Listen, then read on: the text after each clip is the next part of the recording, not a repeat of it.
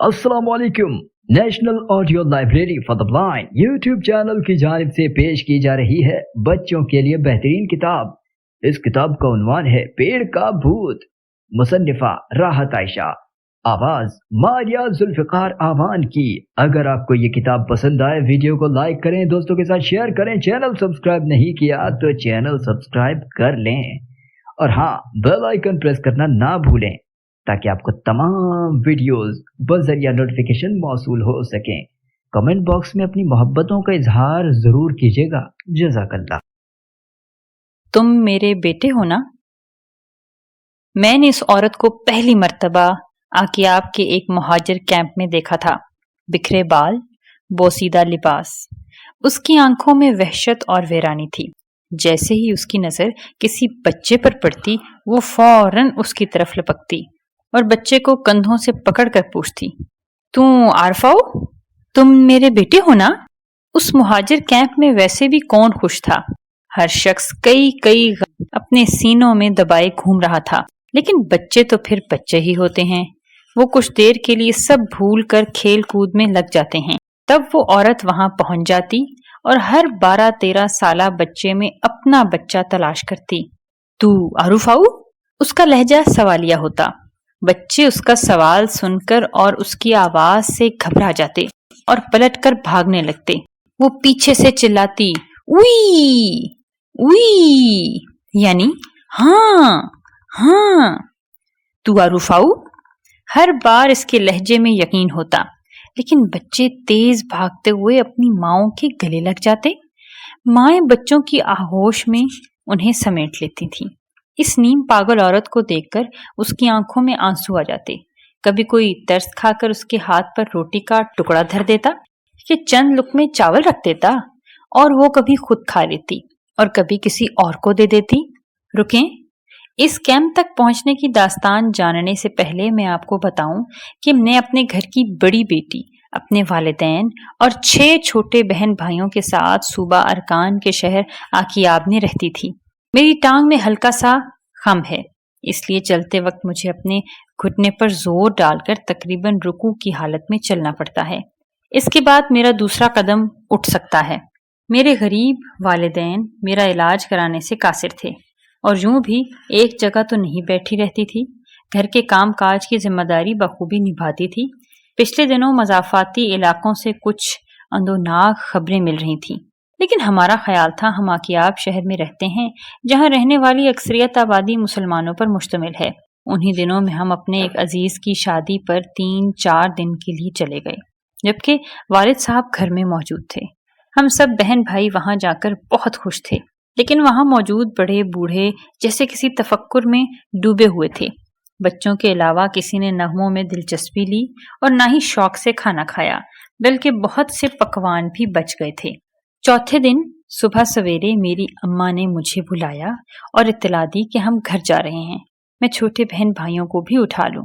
میں حیران تھی کہ ہم کبھی ایسے اتنی صبح جلدی سے روانہ نہیں ہوئے تھے، اور ہم ہی نہیں، وہاں دور سے آنے والے باقی مہمان بھی جانے کی تیاری کر رہے تھے۔ سارا سفر خاموشی سے کٹا، لیکن ابھی ہم اپنے علاقے سے کچھ دور ہی تھے کہ مجھے جلنے کی سی بو آئی، اور جب ہم اپنے گھر تک پہنچے تھے تو یہ وہ علاقہ نہیں تھا جسے ہم ہنستا بستا چھوڑ گئے تھے۔ سارے مکانات جل کر کوئلہ ہو چکے تھے۔ میری ماں تیزی سے دوڑتی ہوئی اندر چلی گئیں، لیکن انہیں چند ہی لمحوں بعد باہر آنا پڑا۔ چھت اور ستون میں لگی بلیاں نیچے آ چکی تھیں اور انہوں نے اندر جانے کا راستہ بند کر دیا تھا۔ اسی وقت محلے کے ایک بزرگ ابو اشرف ہماری طرف آ نکلے۔ ابھی ہمیں اپنے والد کا علم نہیں تھا کہ وہ کہاں ہیں۔ ابو اشرف نے ہمیں ساتھ لیا اور آکیاب کے اس مہاجر کیمپ میں لے آئے۔ یہاں ہم جیسے کئی خاندان آباد تھے جن کے اوپر بدھ مت کے پیروکاروں نے ظلم ڈھا کر انہیں اس حال تک پہنچا دیا تھا۔ میری ماں بڑی ہمت والی تھی۔ انہوں نے مجھ سمیت میرے 6 بہن بھائیوں کو کلیجے سے لگا کر رکھا۔ ہمارے پاس ایک 2 جوڑے کپڑوں کے علاوہ کچھ نہیں تھا، وہ بھی شاید اس شادی کی تقریب میں جانے کی وجہ سے ہمارے پاس رہ گئے تھے۔ ہاں، تو آپ کو اس عورت کی کہانی سنا رہی تھی جو برمی زبان کے چند الفاظ ہی بولا کرتی تھی۔ اب پورے مہاجر کیمپ میں اس کی پہچان یہی تھی کہ ہر نومر لڑکے کو تو عارف آؤ کہہ کر لپکتی تھی۔ میری اماں ہم سب کے ساتھ اس کا بھی خیال رکھتی تھیں۔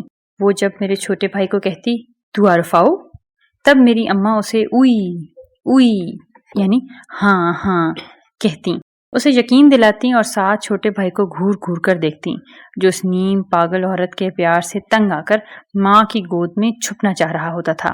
ایک دن اچانک گنجے سر والے کئی بھکشو آکیاب اس کیمپ میں گھس آئے۔ مردوں کو ایک جگہ اکٹھا کر دیا گیا تھا، ان کے سامنے کئی فوجی بھی تھے۔ عورتوں کو ایک الگ قطار میں کھڑا ہونے کا حکم دیا اور جتنے نوعمر لڑکے تھے انہیں آمنے سامنے 2 قطاروں میں الٹا لیٹ جانے کو کہا۔ ہم سب حیران اور ششدر کھڑے تھے۔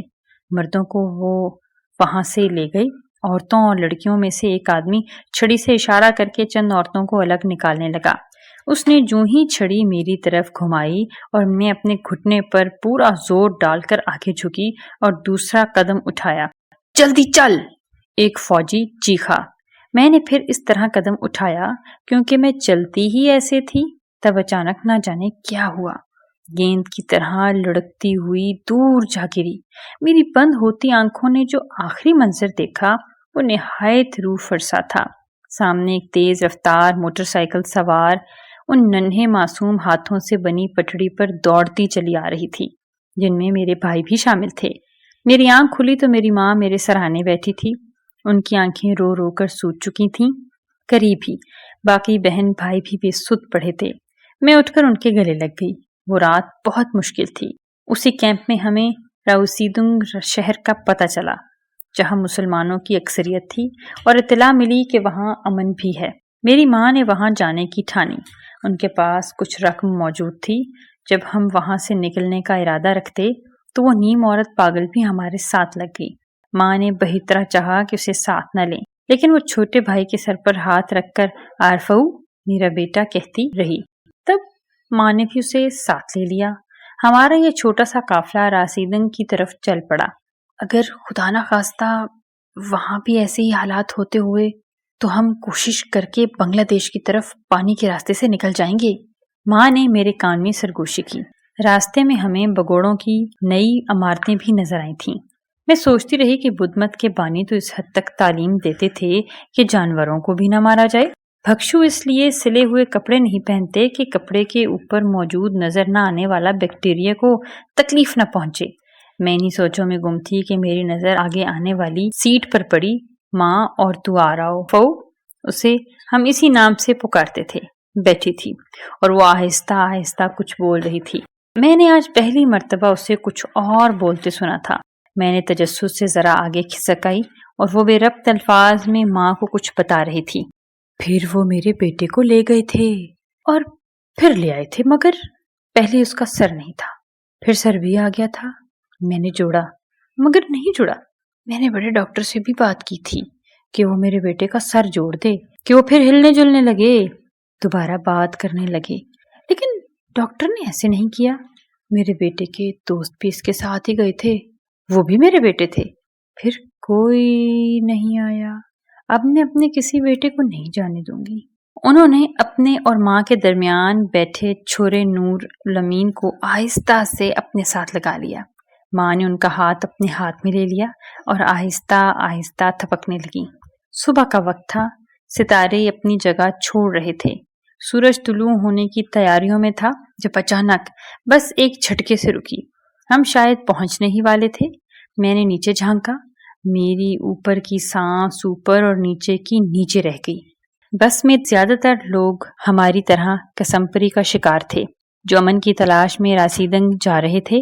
بس میں دھڑ دھڑ کرتے کوئی فوجی اوپر چڑھائے، وہ چیخ رہے تھے، لوگوں کی تلاشیاں لے رہے تھے، اس کے ساتھ جسے چاہتے اسے لاتی گھونستے اور ٹھڈے بھی رسید کر رہے تھے۔ یہ بچے کس کے ہیں؟ ایک فوجی نے ہم بہن بھائیوں کی طرف اشارہ کیا۔ یہ میرے ساتھ ہیں، ماں تڑپ کر بولی۔ میں تو ڈر کے مارے تھر تھر کانپ رہی تھی۔ تب اس نے ماں کی گود سے ننھے ساتھ کو اچک لیا۔ میری اور ماں کی چیخ ایک ساتھ بلند ہوئی اور ایک سندل فوجی کا قہقہ گونجا۔ ماں کے ساتھ بیٹھی نیم پاگل خاتون نے ایک ہاتھ سے ساتھ کو چھیننا چاہا اور دوسرے سے اس کے گال پر ایک زوردار تماچا جڑ دیا۔ فوجی جیسے پاگل سا ہو گیا، اس نے اپنی بندوق سیدھی کی اور اس میں سے گویا آگ سی نکلی۔ بس میں بھگدڑ سی مچ گئی۔ میں نے پہلے تو عارفاؤ کو نور الامین پر جھکتے ہوئے دیکھا اور پھر ماں کو گرتے دیکھا۔ اس سے پہلے کہ میں ان کی طرف بڑھتی، مجھے اپنے ہاتھ اور کمر میں انگارہ سا محسوس ہوا اور میں اندھیروں میں ڈوبتی چلی گئی۔ بعد میں کسی رحم دل نے بس کو راسندنگ کے مہاجر کیمپ تک پہنچا دیا۔ میری جب آنکھ کھلی تو میرے بہن بھائی اور ماں اس دنیا سے بہت دور جا چکے تھے۔ صرف نور الامین ہی بچا تھا جس پر تو عارفاؤں جھک گئی تھیں۔ مجھے اپنی اس محسن کا نام تو نہیں معلوم تھا۔ آج میں راسندنگ کے مہاجر کیمپ کے ایک بستر پر لیٹی ہوں اور اس انتظار میں بیٹھی ہوں کہ کسی ایسے مرد مجاہد کا جو ہمیں ان مظالم کے ظلم سے نجات دلائے۔ کاش کوئی آئے